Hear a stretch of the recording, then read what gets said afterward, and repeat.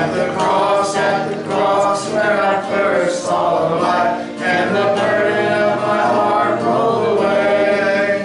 It was there by faith I received my sight, and now I am happy all the day. But drops of grief can never repay the debt of love I owe. Here, Lord, I give myself away. 'Tis all that I can do. At the cross where I first saw the light, and the burden of my heart rolled away. It was there by faith I received my sight, and now I am happy all the day. 492.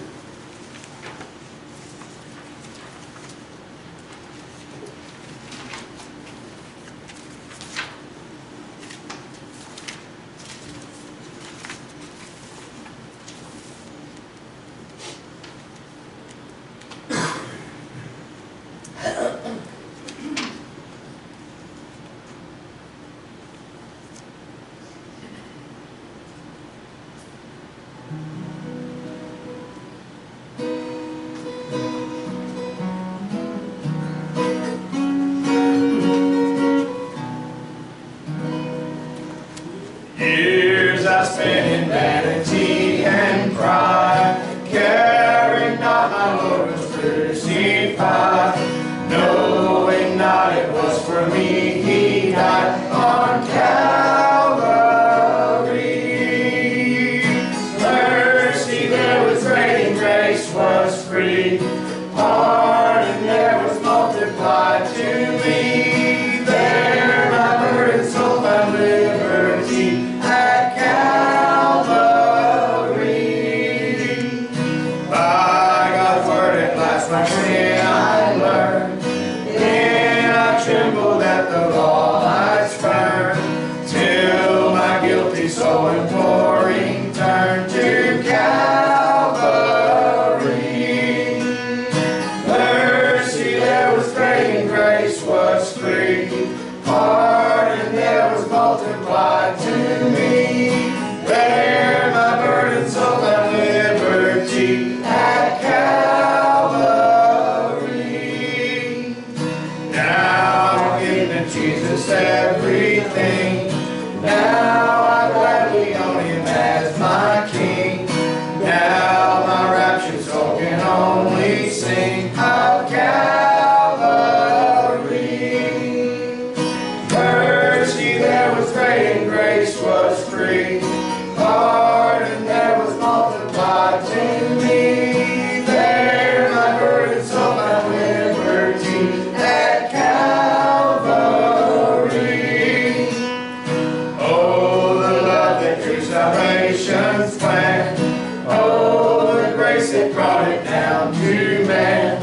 Oh, the mighty gulf that God did span at Calvary. Mercy there was great and grace was free, pardon there was multiplied to me. There my burden soul found liberty at Calvary. 358 will be our last song this evening.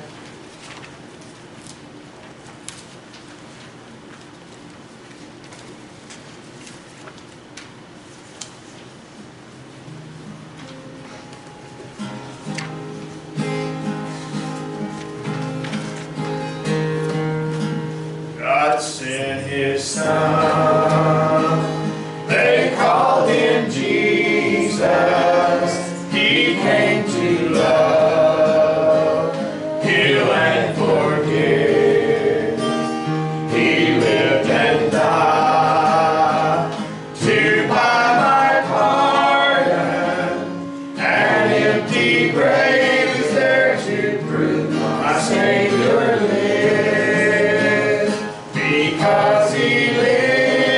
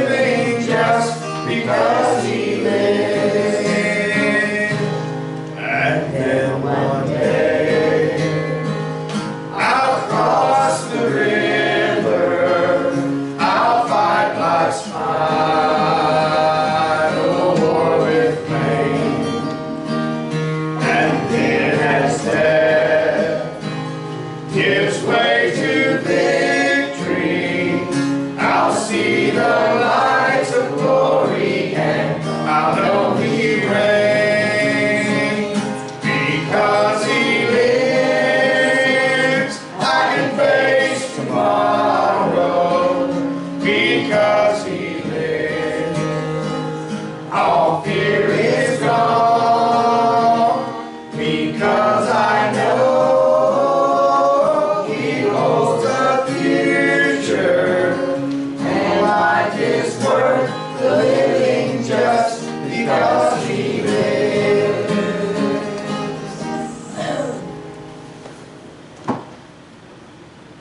All right, well, we're in 2 Samuel.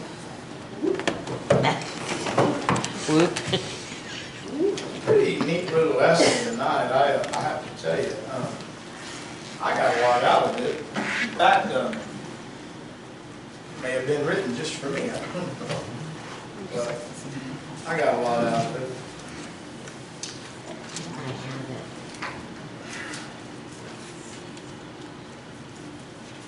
I didn't tell you what chapter, did I? 6. I was waiting to see if y'all knew, because if you come every week, you know where we're at. That's right. 2 Samuel chapter 6. Now something neat happened the last time we looked at this passage.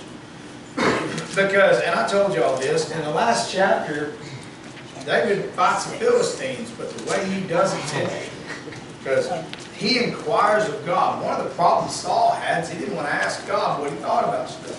He didn't ask God. He didn't wait on God to show him what He wanted him to do. You know, there's an old saying that's not true, but I'll ask you guys now that I've already answered the question for you. Does the end justify the means? Does it? Does the end justify the means? I tell you what, let me put it like this. Let's say we need money for our church, for the gospel to go forward. And we want to make sure that the gospel goes forward. That's a good goal. That's a good thing.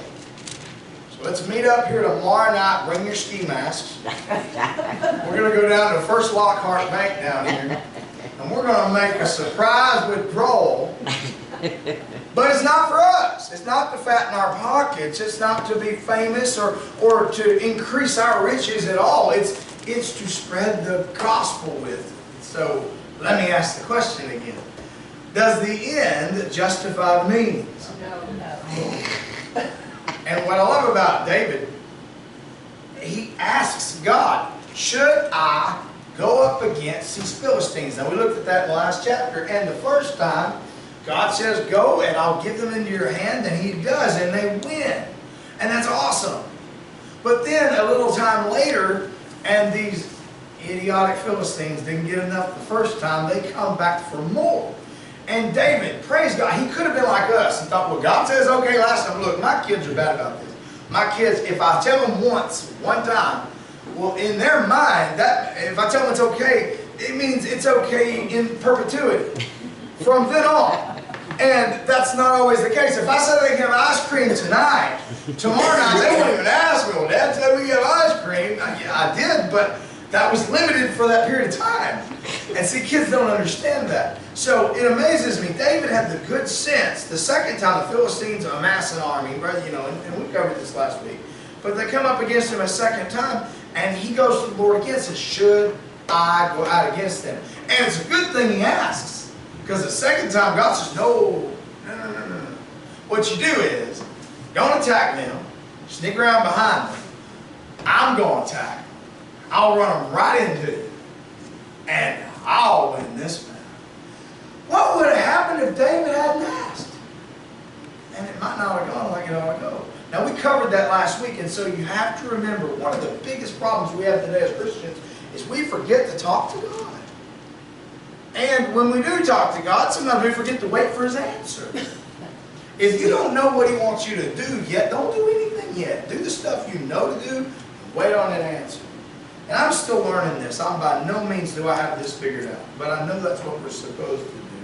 And that brings us to chapter 6. So that was the last thing that happened.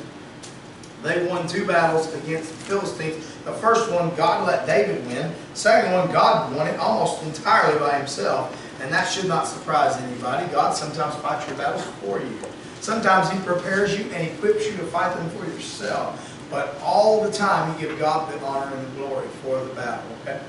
And for the victory. Chapter 6, verse 1, the Bible says, again, David gathered together all the chosen men of Israel, 30 1,000.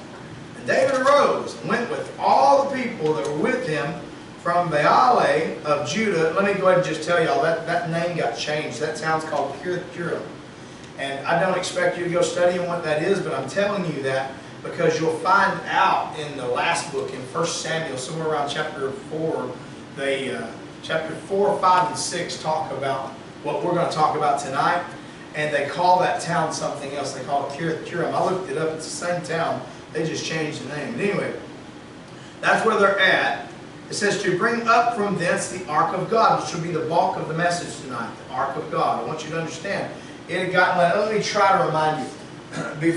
Long before David was king, right before Saul was anointed king, Israel got to thinking they were something.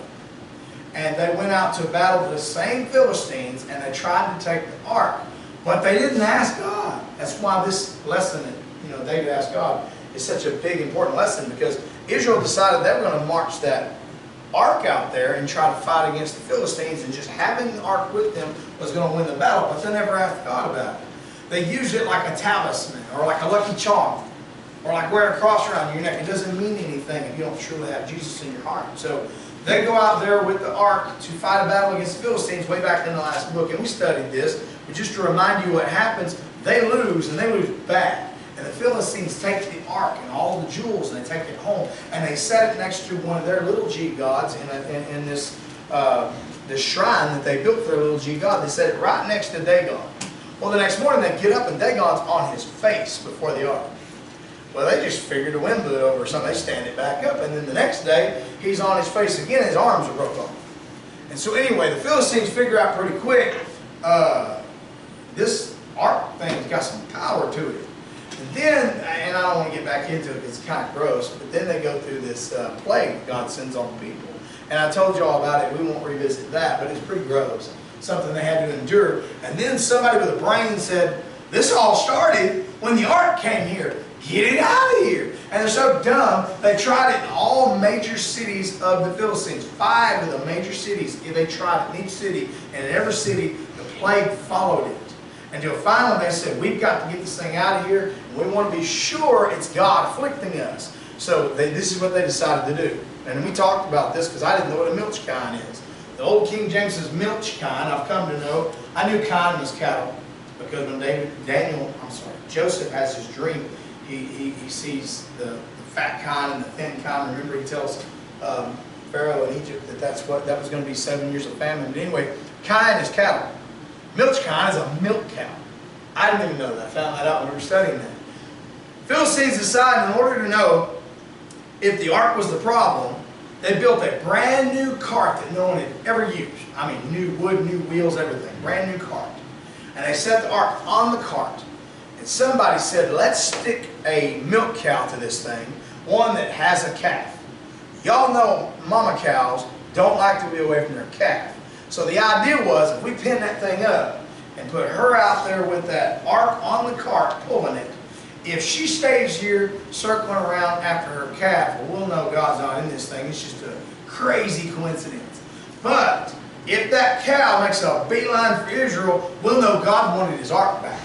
So that's what they did. They stuck a milk cow up to a cart, stuck the Ark of the Covenant on that cart, turned this milk cow loose, and she headed straight for Israel. And they followed it for a while. They figured out, okay, that thing's not even looking for her calf. She's headed straight to Israel.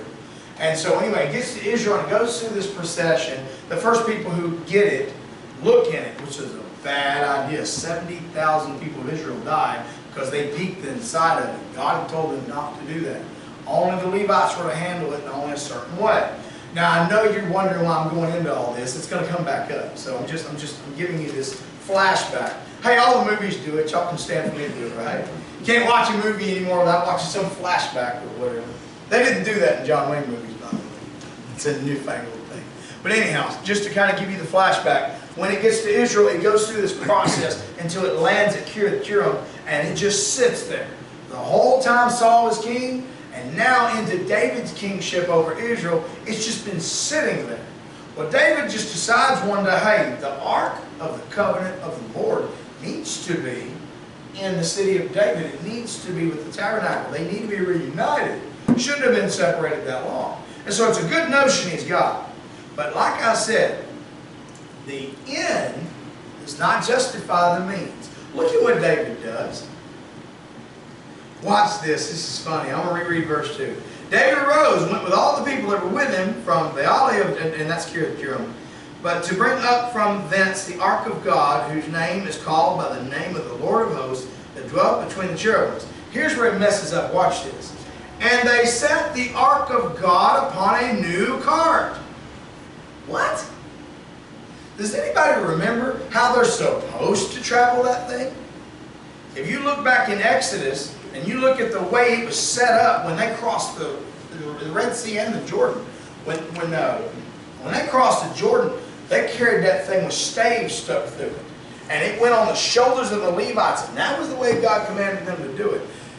It's interesting to me, we live in a world today where the easier you can make something, people just have to have it that way. And sometimes that's nice. Modern convenience is nice. But sometimes it's just purely laziness. Sometimes it's just there's a right way to do it, and that means getting a little dirty. I think it's interesting brooms are still around in 2023. Y'all still see brooms? They still sell brooms in the store. That's I use mine every day. Right. That's a 1,000-year-old invention, but we still use it, right? What's wrong with us? There's some robots out there, but most of us still use a good old broom. Well, the way that God wanted that done was with staves in it on the shoulders of the priests, like He had told them. David should know better than this. But the Philistines had done it. He robbed the idea from the Philistines. We've got to stop getting our ideas from the world, y'all. We need to start getting our ideas from the book. Well, you need to start worrying about how God wants things done, and not, well, that's what the rest of the world's doing, so it must be okay. No. In fact, that's the wrong method. We've got to stop marrying up with the world about everything. And I'm not aiming that at anybody here. I'm just saying, as a nation, it's just going bad. They are normalizing some of the most wicked things you can think of. There was a story, and I don't want to get into this because I got to go further, but I just want to touch on it. A story about this woman whose child decided, she was born a girl, but this child just decided at about 16, 17 years old she was going to go non-binary. How many of you know what non-binary is? I wished I did. I wished I didn't.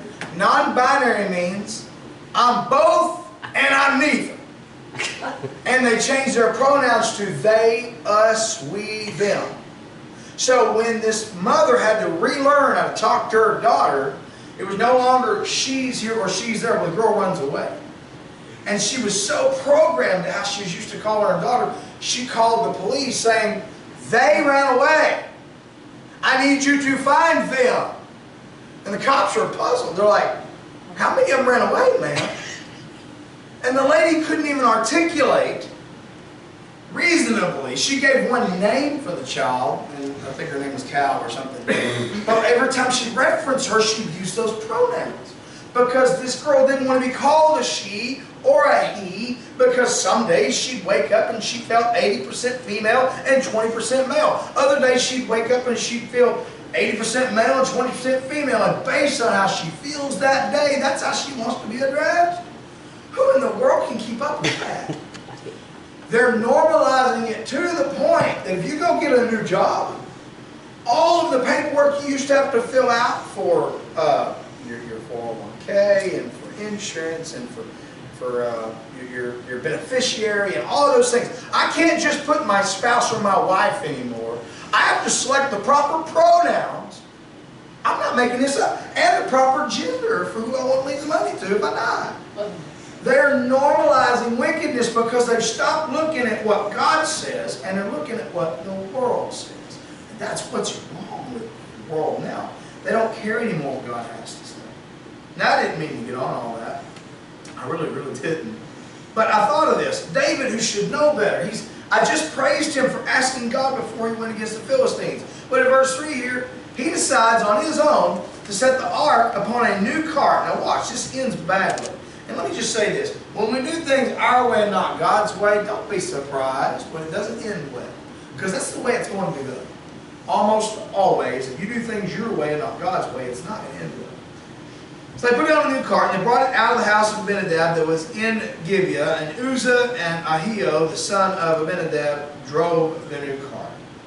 And they brought it out of the house of Abinadab, which was at Gibeah, accompanying the ark of God, and Ahio went before the ark. And David and all the house of Israel played before the Lord on all manner of instruments made of fir wood, even on harps and on psalteries and timbrels, cornets and cymbals. And when they came to Nachon's threshing floor, Uzzah put forth his hand to the ark of God and took hold of it, for the oxen shook it. And here's what happened.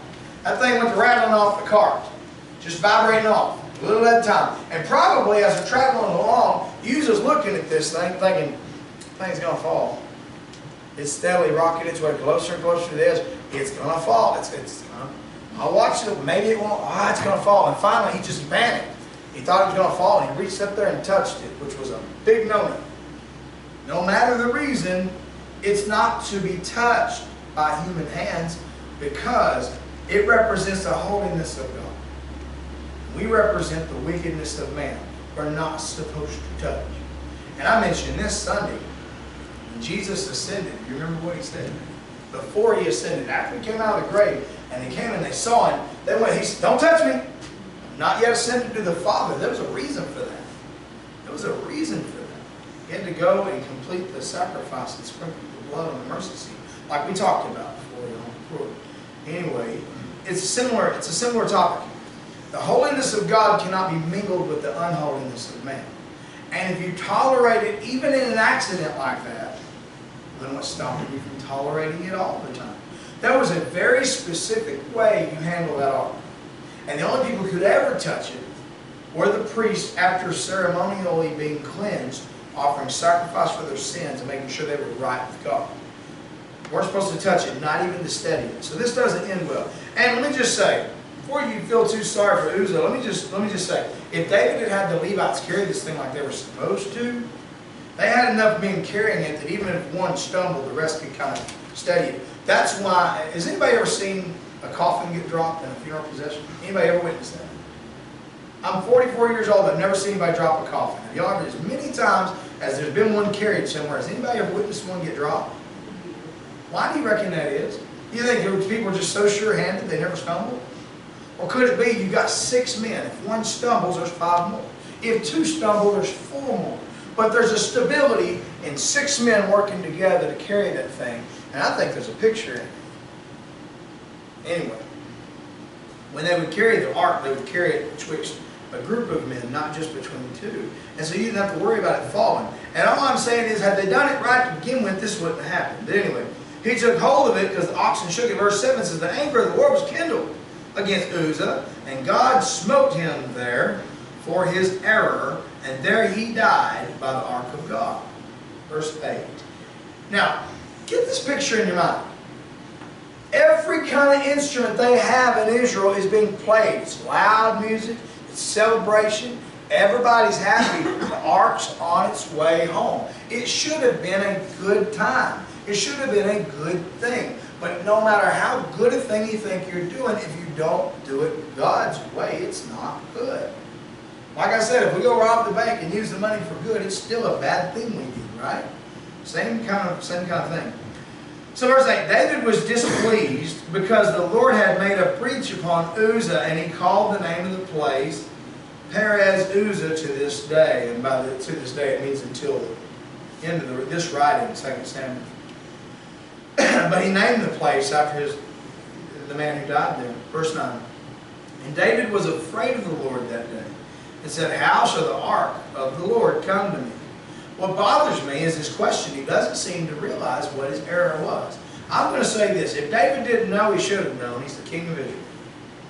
He either didn't know, and that's a mistake that he didn't know, or he did know and he chose to cut corners. Either way, there's an error there. I had a cop tell me one time when I was a kid, I did something I wasn't supposed to do on school property, and I got in trouble. The police officer said, boy, you know better than that. I said, I didn't know there was a law against that. He said, ignorance of the law is no excuse. So that's just kind of the way it is. If you don't know how something ought to be done, listen, he had the good sense to ask the Lord before he went into battle, Why not ask him how he should move the ark? It bothers me, as far as Scripture tells us, he never even asked him. He just took it upon himself to set it on a new cart and take off. And now a man is dead because of that. Because of his own actions and because of David's actions. When you see the word afraid here, normally there's a good and healthy fear of the Lord, which is what we call a respect for the Lord. We honor the Lord. It's the reason I bow my head when I pray. The reason I sometimes kneel when I pray. The reason that I'm careful what I do and say in God's house. It's a healthy fear, a healthy respect of God. That's not what this is talking about. David was super scared. He had just witnessed a guy die. He doesn't fully understand what's going on. And now he doesn't know what to do. It just kind of stopped the party. I can imagine all the music just stopped when Uzzah died. And everybody's just kind of standing like, uh-oh. You know, now you have this tragedy. It turned from a party to a tragedy pretty quick. Verse 10, so David would not remove the ark of the Lord unto him into the city of David, but David carried it aside into the house of Obed-Edom the Gittite. Now, there's some evidence that Obed-Edom may have been a Levite. He may have been from the priestly tribe. I cannot prove it to you, but there's a good handful of evidence that suggests possibly that was the case. But it doesn't matter, because it doesn't say he touched it. It's left there at his house. Watch this, verse 11. And the ark of the Lord continued in the house of Obed-Edom the Gittite 3 months. And the Lord blessed Obed-Edom and all his household. This thing became a good thing to have around, because as long as you weren't dishonoring the Lord, he was blessing people in the presence of him. It kind of reminds me of Joseph. You remember how God had blessed Joseph, and no matter what situation he found himself in, God moved in the lives around him. When Joseph got arrested, or sold into slavery rather, and wound up in Potiphar's house, God blessed Potiphar because of Joseph. When Joseph goes to prison for something he didn't do, God blesses the jail. Like, I don't know how in the world you bless the jail, but the Bible says he did. That all of his works, God blessed them. A very similar thing is happening here. Obed-Edom is being blessed, his whole household being blessed, because the ark is there. And I think God did that on purpose to show David the problem's not with the ark. The problem is with you. The problem's not with being in its presence. The problem is with how you handle it, what you do with it, how you honor God. And I'm going to say this. Our body is the temple of the Lord. If you want God to bless this temple, you better be using it to honor God. A lot of times we have problems with our bodies and we think it's this or we think it's that, when in actuality it's the sin in our lives causing some of the problems. That's not always the case, but sometimes it is. And so make sure you cover that first. When you start having issues within your own body, before you run to 5 people, go straight to the source. He created the thing.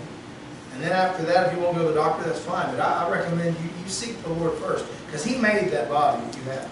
He made mine too. Amen.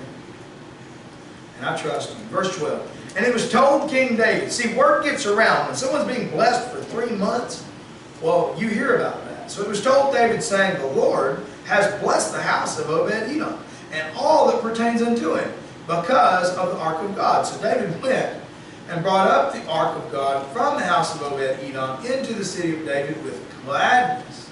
See, he goes and he does it right, and now he has reason to be glad. And finally the ark is going to go where it's supposed to go. Watch this. It was so that when they had bare the ark of the Lord, see, this is what they did right this time. Don't skim over that word. It doesn't go into a lot of detail and tell you how it's being carried. But it does say, when they that bear the ark. That don't sound like a cart, does it? It sounds like they're carrying it, which is what they're supposed to do to start with. They that bear the ark of the Lord had gone 6 paces, he sacrificed oxen and fatlings. Well, why would you do that? Here's what I think happened. It was a test, okay? They had some bad experiences with this thing. The Philistines had some bad experiences with this thing. So when they showed up for the ark, they pick it up, probably really carefully. I can just imagine everybody sweating, like we don't know what's going to happen next. Because this thing's been known to cause some deaths, okay? At one point, 70,000 Jews died because of it. So it's not just Uzzah that they're worried about. They go and they pick this thing up. They walk 6 paces, just kind of waiting to see what's going to happen.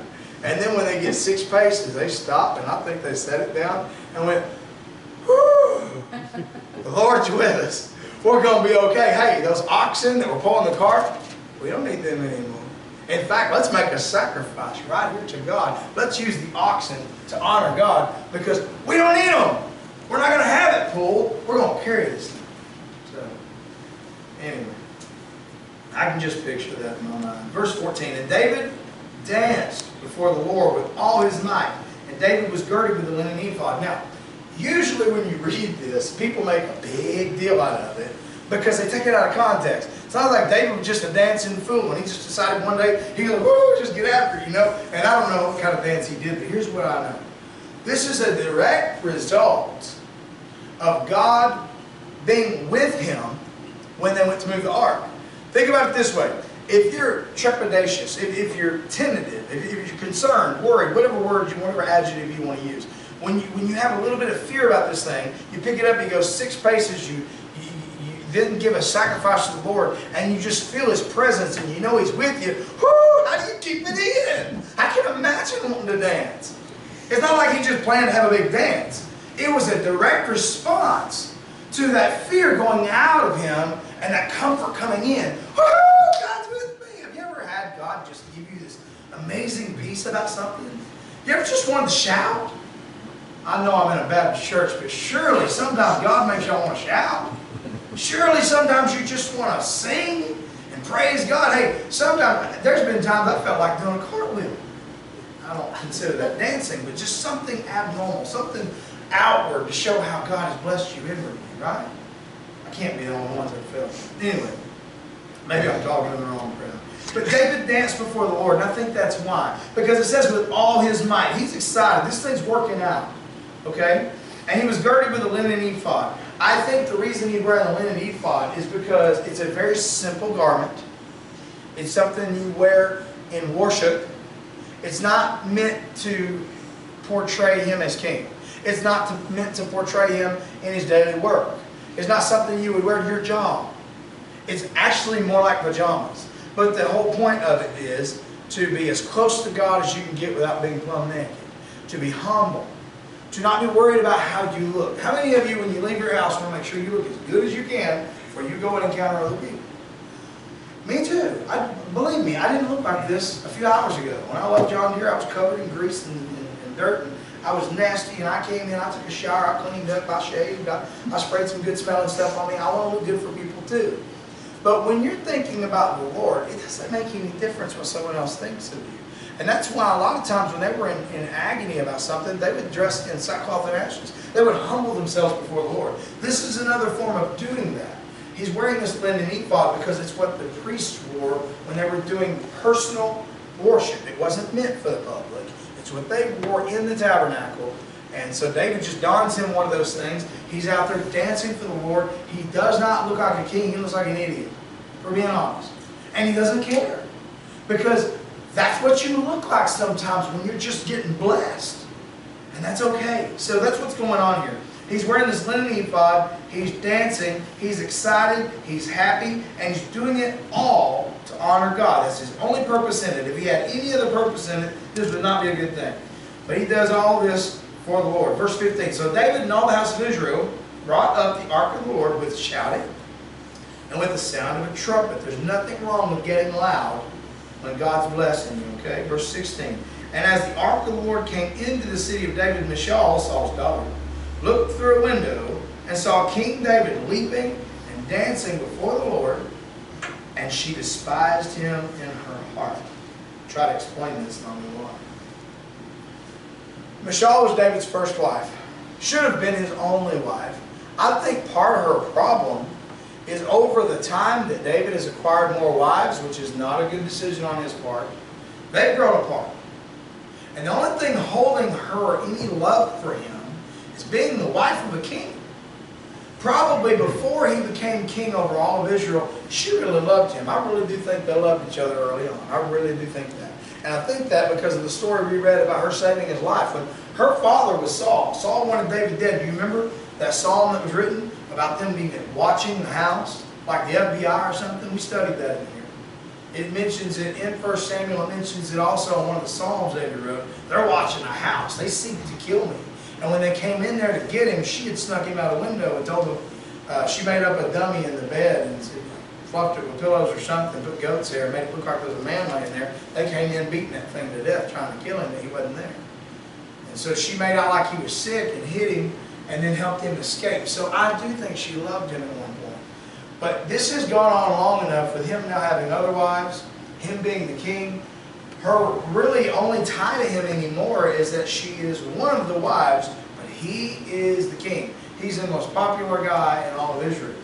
So now, when she sees him, the one thing she was still holding on to was all the pomp and ceremony, all the fine clothes, all the money and the wealth and the ease of life. Because they're not broke, y'all.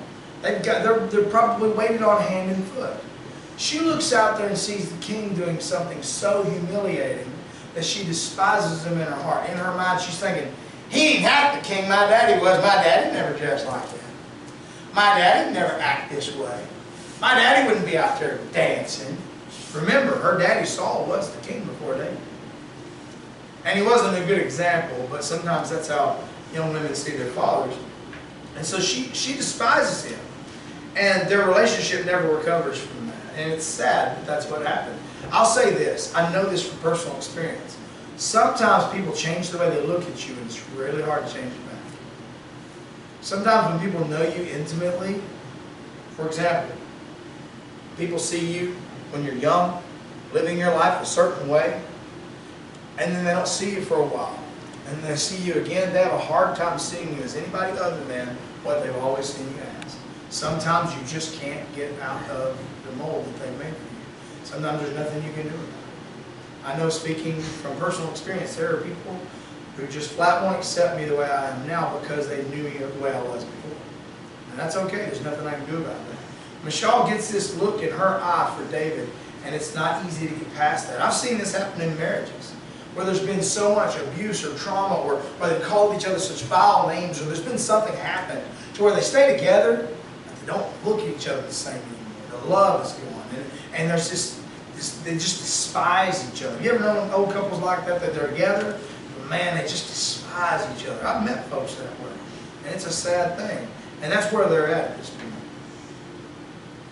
Verse 17, they brought in the ark of the Lord and set it in his place in the midst of the tabernacle that David had pitched for it. And David offered burnt offerings and peace offerings before the Lord. And it says he offered them. He offered them through the priests. He didn't take it upon himself, because that would have been a sin. Verse 18, and as soon as David had made an end of offering burnt offerings and peace offerings, he blessed the people in the name of the Lord of hosts. And he dealt among all the people, even among the whole multitude of Israel, as well to the women as men, to every one a cake of bread and a good piece of flesh and a flagon of wine. So all the people departed, everyone to his house. So in other words, he distributed all the food and drink uniformly, made sure everybody got some of it, and sent them home. Verse 20, then David returned to bless his household. And Michal, the daughter of Saul, and it makes a point to call her that, other way, came out to meet David and said, how glorious was the king of Israel today, who uncovered himself today in the eyes of the handmaids of his servants. You notice the first thing she brings up is the women that saw him half-dressed. That's all she thought about. That he, in her mind, exposed too much of himself to the servants. She wasn't worried about any of the well-to-do women, because in her mind he abased himself. And so she throws it in his face. I'll reread the statement. She says, how glorious was the king of Israel today, who uncovered himself in the eyes of the handmaids of his servants, as one of the vain fellows shamelessly uncovered himself.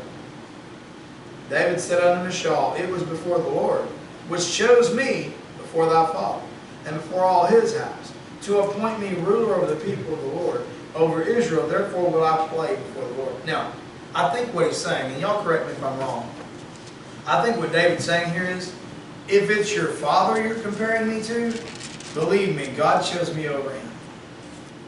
And this seems petty, but this is the kind of thing husbands and wives say to each other behind closed doors.